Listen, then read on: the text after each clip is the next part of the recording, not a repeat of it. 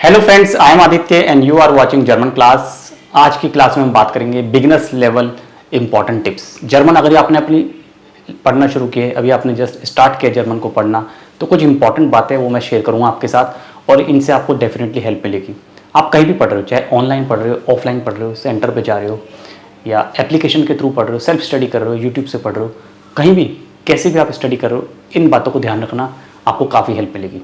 कुछ टिप्स हैं, 4-5 इंपॉर्टेंट बातें हैं, काफ़ी चीज़ें हो सकता है आपको पता हो, लेकिन एक बार मैं रिपीट कर देता हूँ, शायद आपको थोड़ा सा लगे इफ़ेक्टिव और आप इसको अप्लाई करोगे। अब से पढ़ा तो होगा आपने, लेकिन इसको अप्लाई करना है, इन चीज़ों को अप्लाई करना है, इम्प्लीमेंट करना है। जब तक इम्प्लीमेंट नहीं करोगे ना, जितने टिप्स आप देख लो, जितनी वीडियोस आप देख लो, आपका इम्प्रूवमेंट नहीं होगा। खुद से आपको कोशिश करनी पड़ेगी, खुद से आपको इन चीज़ों पर वर्क करना पड़ेगा।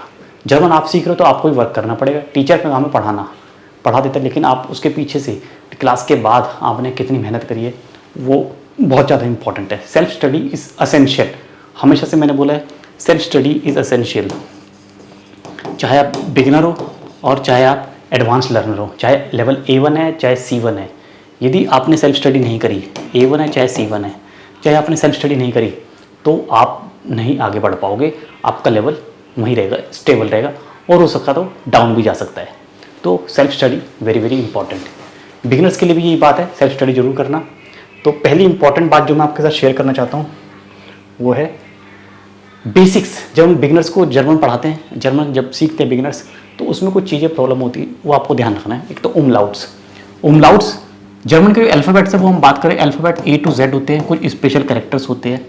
जैसे एक तो उमलाउट वाले अल्फ़ाबेट्स, उमलाउट किस में आता है, A-O-U, ठीक है। इसके अलावा एक अल्फ़ाबेट होता है एस सेट, ये हमारे टोटल कैरेक्टर है, ठीक है। A to Z plus these 4 special character. तो आपको ये पता होना चाहिए कि उमलाउट केवल 3 अल्फ़ाबेट्स पे ही आता है, A-O-U, और किसी पे नहीं आता। दूसरी बात, नाउन्स को हमेशा आर्टिकल के साथ याद करोगे। जैसे जर्मन में जेंडर्स होते हैं, ये लर्निंग प्रोसेस को आसान बनाने के लिए जेंडर्स बनाए हुए हैं, डेयर डी दास। जैसे टिश डेयर टिश, सोफ़ा दास sofa, lamp D lamp, टिश dare टिश, D टाश दास आउटू, दास बुक दास हेफ्ट। तो ये कैसे पढ़ोगे आप? आपको टीचर ने बताया आर्टिकल्स। आप जहाँ भी रूम में हो, घर पे हो, अपने आसपास की चीज़ें देखो, उसको नोट करो, ठीक है। एक लिस्ट बना के उसको नोट करो।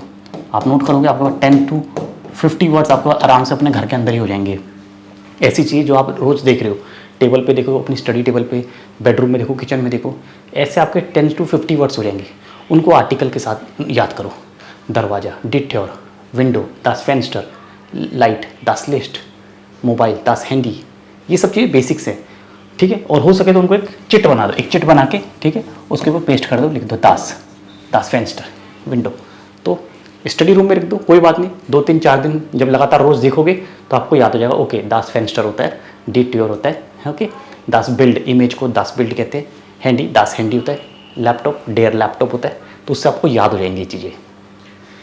फिर है इंग्लिश टू जर्मन। बहुत सारे वर्ड्स हैं जो इंग्लिश और जर्मन में एज इट इज़ यूज़ करते हैं। जैसे मैंने बोला लैपटॉप, कंप्यूटर, CD प्लेयर, ऐसे वर्ड्स की लिस्ट बनाओ।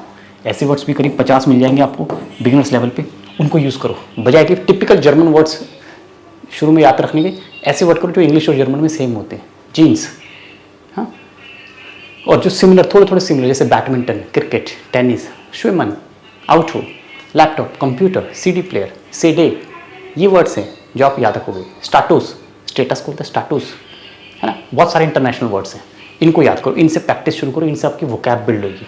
वोकैबलरी बहुत असेंशियल है।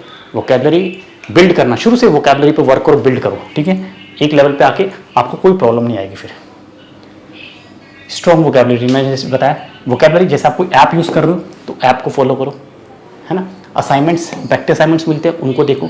असाइनमेंट्स करने के बाद उसमें डिफिकल्ट वर्ड्स को अंडरलाइन करो, ठीक है, अंडरलाइन करो, और फिर उनको वर्ड मीनिंग लिख के उनको नोट डाउन करो। टेक्स्ट, कोई आप टेक्स्ट पढ़ रहे हो, बुक में पढ़ रहे हो, असाइनमेंट में कोई टेक्स्ट पढ़ रहे हो, कहीं पे आपने टेक्स्ट पढ़ा है, ठीक है, उनको अंडरलाइन करो। अंडरलाइन करके ये आपकी वोकैब बन जाएगी।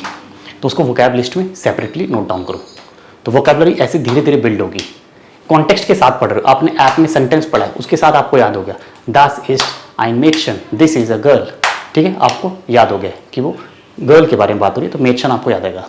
दास इज माइन ब्रूडर, दिस इज माई ब्रदर, तो वर्ड आपको याद हो जाएगा। कॉन्टेक्स्ट के साथ पढ़ना वर्ड को ज़्यादा फायदेमंद है, उससे आप याद कर पाते हो। बजाय कि एक लिस्ट आपने ली 100 वर्ड्स की, उसको रट रहे हो, डेली बैठ के उसको रट रहे हो, नहीं, वो लर्निंग का पार्ट नहीं होता, वो रटने वाली बात है। लैंग्वेज को हम सीख रहे हैं, रट नहीं रहे हैं, हम उसको वन टाइम के लिए नहीं सीख रहे, सिर्फ एग्जाम देना है, नहीं, आपके लाइफ टाइम वो काम आएगी, आपके करियर का इंपॉर्टेंट पार्ट है, उसको आपने इम्प्लीमेंट करना है, स्पीकिंग में यूज़ करने वर्ड्स को, बट आपने रटे हैं तो आपको काम नहीं आएंगी, ठीक है। तो ये चीज़ें ध्यान रखोगे आप। स्टोरी टेलिंग एक मेथड होता है, सपोज आपने 10 वर्ड पढ़े हैं, उन 10 वर्ड पे एक स्टोरी एक जनरेट करो, एक सेंटेंस बनाओ, ठीक है, use them in a sentence. जैसे आपने पढ़ लिया कोई वर्ड युंग, ठीक है, फिर आपने पढ़ लिया लैपटॉप, फिर आपने पढ़ लिया मेचन, फिर आपने कोई और वर्ड पढ़ लिया सोफ़ा, बिल्कुल बेसिक वर्ड जो बिगनर्स पढ़ते हैं, हैंडी, बुश, सुख, फाराट, ठीक है, ये वर्ड आपने पढ़ लिया। अब इनके सिंपल सेंटेंस जैसे दास इस्ट डेर यूंगे, दिस इज ए बॉय, दास इस्ट माइन लैपटॉप, ये मेरा लैपटॉप है, दास इस्ट आइन मेचन, दिस इज ए गर्ल, दास इस्ट माइन फाराट, दिस इज माई साइकिल। इस तरह से एक स्टोरी टेलिंग का प्रोसेस स्टार्ट करो। अभी बिगिनर हो तो एक सिंपल सेंटेंस बनाओगे, वही आपका स्टोरी टेलिंग है, ठीक है। फिर आप आगे जैसे A2 में जाओगे तो थोड़े बड़े सेंटेंस बनाओगे, फिर आप किसी से क्वेश्चन पुट कर रहे हो, एक डायलॉग बनाओगे डायलॉग फॉर्म में, फिर आप एक कॉन्वर्सेशन की तरफ आगे बढ़ोगे। तो ये आपकी जर्नी की बिगिनिंग है, यहाँ से स्टार्ट करोगे अपनी जर्नी। ये बहुत इफेक्टिव मेथड होता है स्टोरी टेलिंग, मतलब जो भी पढ़ा है उसको याद कैसे रखोगे, सेंटेंस बना के, उस पर कुछ लिख के, कुछ टेक्स्ट लिखा, कोई ईमेल के फॉर्म में लिखा, 10 सेंटेंस लिख के, 50 सेंटेंस लिख के, धीरे धीरे सेंटेंस बढ़ाए। पहले दिन 10, फिर 11, फिर 12, फिर 15, 20, ऐसे सेंटेंसेस आप बढ़ाओगे, ठीक है। उसके बाद आप इस तरह से सेंटेंस बढ़ाते चले जाओगे, ठीक है। ये आपका बहुत इंपॉर्टेंट पार्ट है।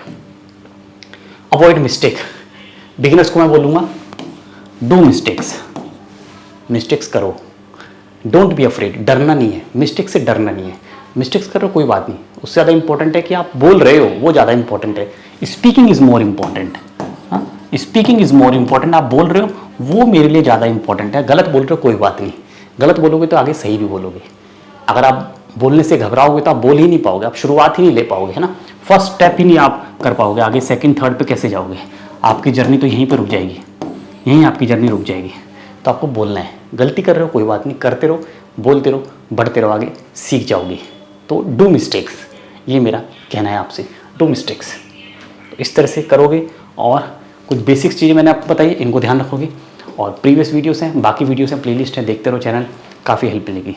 लाइक करना, वीडियो पसंद आई सब्सक्राइब कर देना चैनल पे। नीचे लिंक है इंपॉर्टेंट, टेलीग्राम, इंस्टाग्राम पे फॉलो करो, नीचे कॉन्टैक्ट लिंक है, बैच ज्वाइन करना है, बिगिनर्स एडवांस लेवल, कोई भी रिकॉर्डेड सेशन लेना है, कोई भी ज्वाइन कर सकते हो। Thank you so much, all the best, auf Wiedersehen।